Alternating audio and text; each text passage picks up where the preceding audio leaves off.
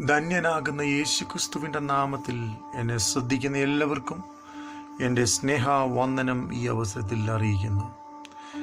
ജീവിതയാത്ര ജയകരമായി ജീവിച്ചവസാനിപ്പിക്കുക എന്ന ഉദ്ദേശത്തോടു കൂടിയാണ് ദൈവം മനുഷ്യനെ സൃഷ്ടിച്ചത്.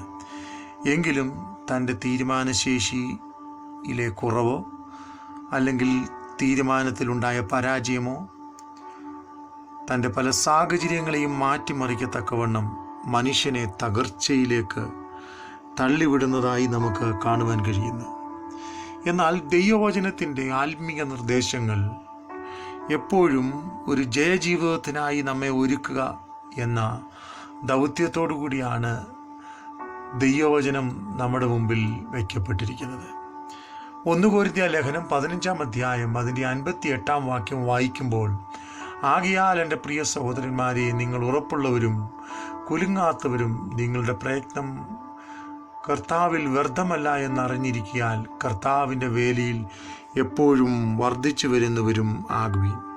ഞാനിങ്ങനെ മനസ്സിലാക്കുന്നു, ഒരു സൈനികൻ യുദ്ധത്തിനായി തൻ്റെ പടയാളികളുമായി മുൻപോട്ട് പോകുമ്പോൾ വ്യക്തമായ നിർദ്ദേശം നൽകി പടയാളികളെ സൈനിക മേജർ അല്ലെങ്കിൽ ഉയർന്ന ഉദ്യോഗസ്ഥൻ അയക്കുന്നത് പോലെ ഒരു വ്യക്തമായ നിർദ്ദേശം നൽകി ദൈവത്തിൻ്റെ ദാസനാകുന്ന പൗലോസിലൂടെ ഈ വചനം നമ്മളെ ഉറപ്പിക്കുകയാണ്. ജീവിതയാത്രയിൽ പലപ്പോഴും പ്രതിസന്ധികൾ നിറഞ്ഞ മണിക്കൂറുകൾ, ഒരിക്കലും ജയിക്കുവാൻ കഴിയാത്ത സാഹചര്യങ്ങൾ സമ്മർദ്ദങ്ങളായി അലമാലകൾ പോലെ നമ്മുടെ മുമ്പിൽ അടിച്ചുയരുവാൻ സാധ്യതയുണ്ട്. എന്നാൽ ദൈവവചനം പറയുന്നു, ആകയാൽ എൻ്റെ പ്രിയ സഹോദരന്മാരെ, നമ്മൾ ഉറപ്പുള്ളവരും കുലുങ്ങാത്തവരും നിങ്ങളുടെ പ്രയത്നം കർത്താവിൽ വ്യർത്ഥമല്ല എന്നറിഞ്ഞിരിക്കാൻ കർത്താവിൻ്റെ വേലിയിൽ എപ്പോഴും വർദ്ധിച്ചു വരുന്നവരും ആകുവിൻ. അതെ, നമ്മൾ കുലുങ്ങാത്തവരായി ഉറപ്പുള്ളവരായി ആത്മീക നിർദ്ദേശങ്ങൾ പാലിച്ച് മുൻപോട്ട് പോകണം എന്ന് അപ്പോസ്തലനാകുന്ന പൗലോസ് വളരെ വ്യക്തതയിൽ നമ്മെ പഠിപ്പിക്കുന്നു. ഇവിടെ ചില ചിന്തകൾ, ജയകരമായ ജീവിതത്തിന് നാം എന്ത് ചെയ്യണം എന്നതിനെക്കുറിച്ച് ചില വിഷയങ്ങൾ ഞാനിവിടെ പങ്കുവയ്ക്കുവാൻ ആഗ്രഹിക്കുന്നു.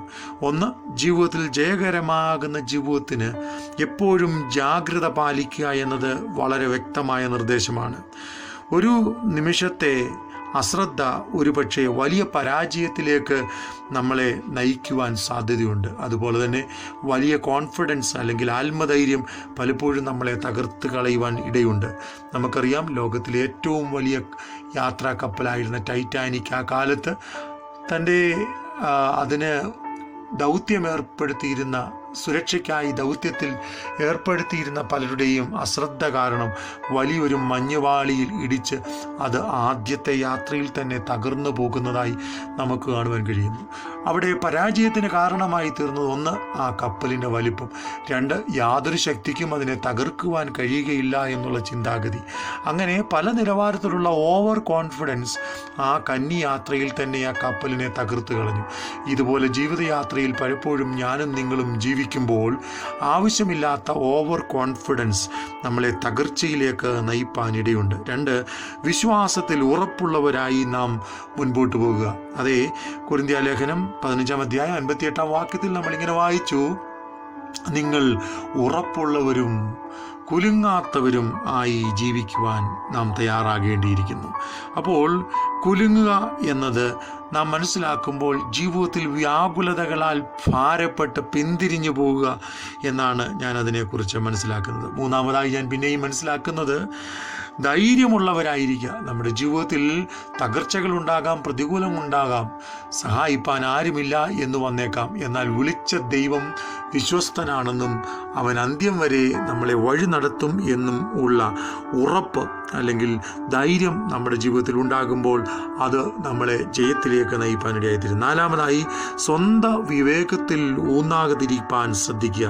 5-മത്, നാം ചെയ്യുന്നതെല്ലാം സ്നേഹത്തിൽ ചെയ്യുവാൻ തക്കവണ്ണം നാം തയ്യാറാകുക. ഇന്ന് ഈ ലോകത്തിൽ സ്നേഹം തണുത്ത, വിശ്വാസം നിർജീവമായി, അനേകർ ദൈവഭക്തി വിട്ട് അകന്നു പോകുന്ന ജീവിത പശ്ചാത്തലത്തിൻ്റെ നടുവിൽ നാം ചെയ്യുന്നതൊക്കെ സ്നേഹത്തിൽ ചെയ്യുവാൻ, ദൈവകൃപയിൽ ആശ്രയിച്ച് മുൻപോട്ട് പോകുവാൻ നാം തയ്യാറാകേണ്ടിയിരിക്കുന്നു. അപ്പോൾ വിജയത്തിനായി നാം പ്രധാനമായി മനസ്സിലാക്കേണ്ടുന്ന ചില ചിന്തകളാണ് ഞാനിവിടെ പറഞ്ഞുകൊണ്ടിരിക്കുന്നത്. അടുത്തതായിട്ട് നമ്മുടെ ചിന്താഗതിയിൽ ഉണ്ടാകേണ്ടുന്ന മാറ്റം എന്താണെന്ന് ചോദിച്ചാൽ, പിടിച്ചടക്കാനുള്ള മനസ്സ് എന്ന് പറഞ്ഞാൽ ജീവിതത്തിൽ പരാജയങ്ങൾ ഉണ്ടാകാം, തകർച്ചകൾ ഉണ്ടാകാം, ഒറ്റപ്പെടലുകൾ ഉണ്ടാകാം. എന്നാൽ എന്നെ വിളിച്ച ദൈവം വിശ്വസ്തനാണ്, താൻ വഴിയിൽ ഇട്ടിട്ട് പോകത്തില്ല എന്നുള്ള ഉറപ്പോടുകൂടി പിടിച്ചടക്കാനുള്ള മനസ്സോടുകൂടി ഒരുവൻ മുൻപോട്ട് പോകേണ്ടിയിരിക്കുന്നു. പിന്നെയും ഞാനിവിടെ പറയാൻ ആഗ്രഹിക്കുന്നത്, ഉറപ്പായ വിശ്വാസത്തിന് ഉടമയായി നാം മാറേണ്ടിയിരിക്കുന്നു. അല്ലെങ്കിൽ ഭദ്രതയുള്ള വിശ്വാസം, ഉറപ്പുള്ള വിശ്വാസം, താർക്കും തകർക്കുവാൻ കഴിയാത്ത വിശ്വാസം, നിർജീവമായി പോകാത്ത വിശ്വാസം. പിന്നെയും ഞാനിവിടെ പറയാൻ ആഗ്രഹിക്കുന്നത്, കുലുങ്ങിപ്പോകാത്ത വിശ്വാസത്തിൻ്റെ ഉടമകളായി നാം ജീവിക്കണം. പിന്നെയും ഞാനിവിടെ പറയുന്നത്, വളർച്ച പ്രാപിക്കുന്ന വിശ്വാസത്തിൻ്റെ ഉടമകളായി മാറണം.